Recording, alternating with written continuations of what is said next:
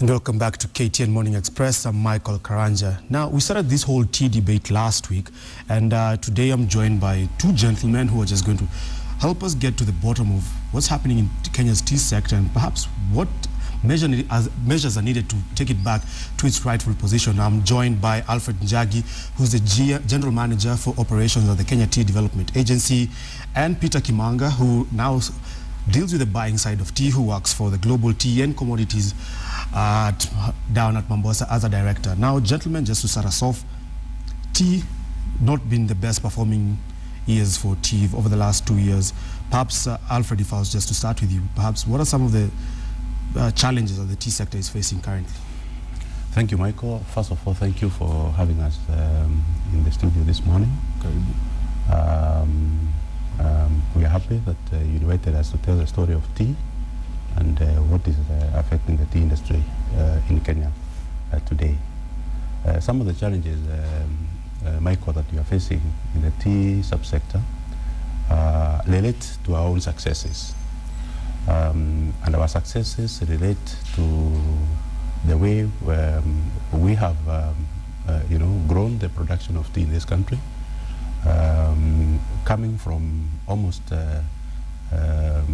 very little production in the 50s for the small-scale tea subsector when it started under the Swinnerton plan, to the current scenario where it accounts for almost 60% of the national output.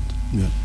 And also growing quite materially in the last 3 years by about 24%, from just around 200,000 metric tons of tea to 260,000 metric tons of tea. And that has brought up some challenges on the market front as to how that tea is being consumed. And it's not only in Kenya, the rest of Africa, especially the rest of Africa, we have seen growth in neighboring countries, Rwanda, Tanzania, Uganda, and we still see plans for further growth. So, and these are the things that producers need to bring on the table and discuss them with a view of how are we going to position this production that we have so well done in the last 50 years, coming from, as I said, a situation where small-scale farmers were not allowed to grow tea in this country by the colonial administration, up to now where they are commanding 60%, and the rest of African situation where tea is grown. Those are the issues we need to discuss and see how we grow the demand side of the equation, so that tea remains a paying viable commodity for everyone. Peter, if I was just to bring you in, you're a buyer, obviously. There's increased supply of tea in the market. What does that mean now for you sitting at Mombasa, perhaps buying tea through the auction? How does that translate to the low prices that we are seeing in terms of oversupply of tea and the prices that we are seeing? Thank you, Michael, for this. We have seen increased production for the last 2 to 4 decades. For instance, Kenya having gone about 25 times, as opposed to countries like India, which have only increased by about 3% in the last 4 decades. We have, again, over-relied on 4 traditional markets, which are primarily bulk markets. These are Pakistan, Egypt, Sudan, UK, and Yemen, and Afghanistan. So these markets, over the last 4 years, have had a lot of political instability. That is Pakistan, for instance, we have Sudan, and we have Egypt, which have not come out of the problems yet, with their currencies heavily devalued in those last 2 years. Now, what that means is that that devaluation is translated to making tea prices much higher, and they can only afford to buy so much. So what happens is that little devaluation is pushed back the farmer. Now, unless we expand the existing markets to capture those markets which have not been buying from us, that's the only way we can be able to shore up the surplus. If you look at, and these problems are foreseen, way back in 2007, Yeah. when again we had a slump in prices in 2006. You must have seen over the reports saying we are on an 8-year low. So we have been there. And at that time, the government came in and formed what we used to call the T Task Force, which identified critical areas for intervention. But by some divine intervention, in 2008, there was drought. In 2009, both in India, in Sri Lanka, and in Kenya. So demand for our tea was... So production fell sharply. And I recall in 2009, precisely in September, the FAO warned tea-producing countries not to overreact to those good prices by increasing the acreage of the tea. In 2009, Kenya produced 320 million kilograms. Last year, we produced 432 million kilograms, about 30% more than when we were cautioned not to try to overreact. Now, we are caught in this an unviable position where we have to look for a market for the additional 70 million kilograms at a time when the traditional markets have cut down on their buying. And as a buyer, isn't part of your job perhaps just to look for alternative markets, or does that come back down as a government function? Yes and no. If you look at, Michael, if you look at the growing markets today, they are what we call the value-added market, value-added countries. Yeah. We're looking at the Americas, we're looking at Eastern Europe, we are looking at Middle East. These are countries that are buying value-added teas, which unfortunately have been not been very effective in promoting. If you look at, for instance, if you compare with Sri Lanka, who are value-adding about 46% of their teas. When we were having a bad year last year, Sri Lanka had their best year last year because they are able to, they have expanded their market base. If one country is affected, the entire crop is not affected. So they are able to attract very strong countries which are buying from them. Russia, Germany, Turkey, Syria, very strong countries which buy from them.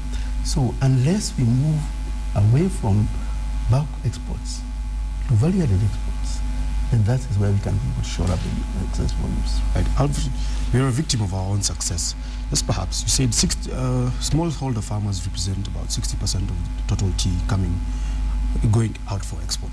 Then how then do we change this? Is it a time where you have to have a candid discussion with the farmers right at that level so that they understand that some of the challenges that you're facing would need to be addressed? Kind of enforce the reduction in production to a certain time when perhaps you need again to have tea produced in certain levels, or now do we start storing this tea? Michael, I think it's a little more complex if you look at it, because it is about the opportunities that farmers have at that village level. Yeah. What opportunities do they have? What alternatives do they have? And we need to look at it from that perspective, because if there is one enterprise that is doing well, and tea has done well, then most farmers will most likely opt into it. Peter has alluded to the FAO. I attended the FAO IGG session in Indonesia last week. And that's the same message that is coming out, that producing countries, you need to slow down. And it can't be small-scale farmers. It can't be Kenyan farmers. It has to be at the global level. We need, and the projections now that Peter is alluding to 2009, current ones are saying, if we increase production globally by 5%, in the next 10 years, then we are going to see a reduction in prices by almost 40%, yeah. To make the average for the decade $1.60. On the other hand, if production comes down by the same 5%, in the same decade, we are going to see rising prices up to 27%. So this conversation has been brought forth by FAO, the Food and Agricultural Organization of the United Nations, to the producers. And we have been asked producers to look at this, and it is not only limiting production, it's also about growing demand, even in producing countries. In this country, Michael, we are doing less than 5% of our production, consuming it in this country. Local consumption. If you go to a country like Turkey, which is also a producing country, the per capita consumption there is almost 3 kilos. Here is barely half have a kilo of tea. So even with our 40 million population, there is some scope. There's no demand for tea. There is some scope to grow that demand, so that we can be able to ensure that much of this tea is getting consumed. If you go to China, China has grown its production in the last 5 years by more than 600,000 metric tons. But there is no effect on China. If you go to India, India now is doing 1.2 billion kilos of tea every year, but they're able to consume locally 1 billion of that tea. So it's all about opportunities that farmers have at the village level. What are the other enterprises they have? Is it milk? Is it coffee? Is it poultry? Is it horticulture?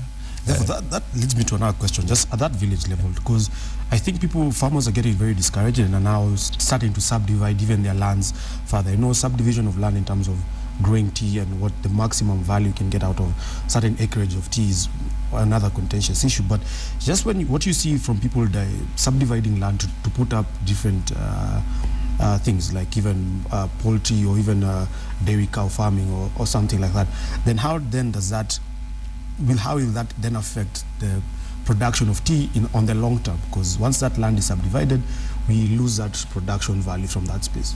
You are spot on, Michael.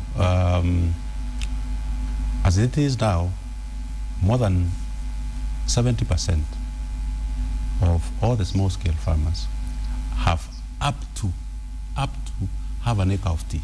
Mm-hmm. It's really small when you look at it. So people should be doing more than half an acre. What's the optimal size of a tea farm? We are looking at a hectare of tea. That's 2.5 acres. That's a real, that's for someone plot. Who is going to get. You can make a living. You can make a living out of such land. But when you look at the downside and we look at the kind of hectareage that we have, it's really a challenge at that level on what kind of incomes you can derive from that. And it's a key, as you have said, is a key challenge, because if you look at the growth on the numbers of the farmers that have come in, and you look at the growth in the hectareage is almost flat, but the farmers have increased almost exponentially, driven by subdivision of land, and driven by all of us want to own a piece of land at the end of the day. Yeah. I think there's a culture. At home, when Mzee gets old, all of us, 10 brothers, we want to parcel out. We line up. We parcel up. It's 10 acres. Each one of us gets an acre. And all of you become tea farmers. And all of us become tea farmers. And all of us don't want, to manage it centrally. Mzee's land centrally. We want everyone to manage on its own, and that drives up costs, and that makes farming a little more uneconomical. So you are right that subdivision will impact on the sustainability of tea production in this country. Right. Peter, if I just come back to you, value addition has been rather contentious, because on one hand, when I ask the value addition route, we're told buyers of tea prefer Kenyan tea the way it is to go and value add to blend with different teas from different markets. But what would happen then if all players were able to, right from the factory level, start blending this tea and selling it as what is required, let's say, in the UK market, in even looking at German market, tailoring our end products to different markets, therefore giving our Kenyan tea that added advantage when it goes out into the global market? Let me say this. Kenya tea has immense potential if it is value added at source. Yeah. And you only need to go to the airport when these parents are going to visit their children overseas. Yeah. The first thing they say, come with a packet of tea. Because they know there's some good tea out there, which probably they are not able to get in the countries they are. But the policy, we have a lot of talk, for lack of a better word, about value addition. If you look at the policy on value addition in Kenya, I think this is the only country among the 4 countries which has the worst value addition policy. In any sector? In any sector. No, in tea, for instance. Why do I say this? If you're exporting in bulk, you can access the tea from the zero-rated auction center. Yeah. There's no payment. Then you only pay the ad valorem level, put it in the ship, and export. If you are a packer of tea, whether for domestic or for export, you are not allowed to access tea from the auction center. You can only buy from the producer or a buyer in the auction and pay 16% VAT. Yeah? Yeah. That payment of VAT is on top of the margin which the buyer already has put, or the producer's premium which has already put above the auction price. So you start off with about 20% higher than the tea cost. Now, when you get packaging paper, you are getting packaging paper at 16% VAT. Again, that is added to the tea cost. If you import, there's 25% import duty on paper, another 16% VAT. Then the whole cocktail, you find it gets to about 22 or 23% above the tea cost. This packet is going to compare with a packet from India. In the Middle East, India, which is giving 6% drawback on their packets. So if you export a packet of tea from India at 100 shillings, the government will give you 6 shillings back as a drawback to boost exports. The Kenyan packet will be 22% higher than the tea cost. Now, Is it a case of government looking for low-hanging fruits where now they're able to just keep on piling, victim of our own success again, exactly, where they're able to keep on piling different ad valorem levies, introduce different things, even farm inputs, export VAT on certain packaging items. So is it a case of government just putting our Kenyan tea at a disadvantage right from the get-go? I think it's the lack of seeing the bigger picture. Yeah. If you look at a vibrant value-added sector, look at Sri Lanka, for instance, with about 10 serious tea packing companies. Kenya, we have about 2. Sri Lanka has less tea than us. And the last year, they could get $154 billion. 154 billion shillings against Kenya's 94 for lesser tea, because they are value-adding more.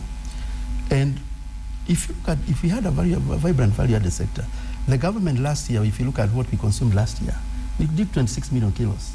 At an average price of 500 shillings, you're looking at about 13 billion shillings. VAT collected from that is just above 2 billion shillings.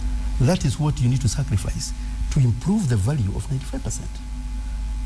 I mean, if you look at the hidden and open opportunities that can exist from a vibrant sector, creation of jobs, widening of markets.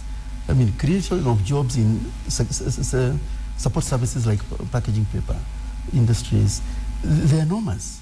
But most critical, we will be able to have a wider market for our tea. We will be able to reach out. If you go to places like Germany, they're importing tea from Egypt. They're importing tea from UK, countries that don't grow tea. These are opportunities that we are losing because of focusing too much on VAT on 5%, as opposed to seeing the bigger picture of 95%. Alfred, the government seems to have made up its mind that people who sit at Mombasa, the likes of Peter, KTDA, basically are not working in the best interests of especially smallholder tea farmers. Recently, they say that they'll be setting up a government-backed fund to buy tea from farmers when prices are low. When you look at that whole matrix of how government seems to be piling pressure on one side and not reevaluating itself, do you think this is fair assessment of players like yourself who represent 60% of smallholder tea farmers and the people who sit at the Mombasa auction? Michael, let me say this. Any help, any action that can help spur, incomes and spur growth in the entire industry is welcome. What we need to do is ask ourselves whether the intended, interventions are aligned, to the realization of the goals that we want to achieve. So any help, whether from government or from any source, is welcome, and we should be able to welcome it. But let me say this. As an industry player, and Peter sitting here, and I know there have been allegations, collusion. There is no collusion. There is no collusion because it is the same people who last year gave us $3.25. So how come all of a sudden, and the previous year $3.20, and the other year $3? So how come it can't happen? 1 year only. So it's a market dynamic issue. And as Peter has said, we need to grow the demand side of the equation through those kind of interventions. And those are the kind of interventions I'm saying, if they are instituted, they are helpful. And they will help, bring back this industry back to its feet. Let me add here. Yep. There has been a lot of attack on Mombasa auction by people who don't understand the dynamics of the Private members club is the word. Yeah, private members club. Yeah. Now, you see, unlike auctions in India, which are destinations on their own, Mombasa is not a destination. It is a transit point. What happens in Mombasa, and it is evident from the market report,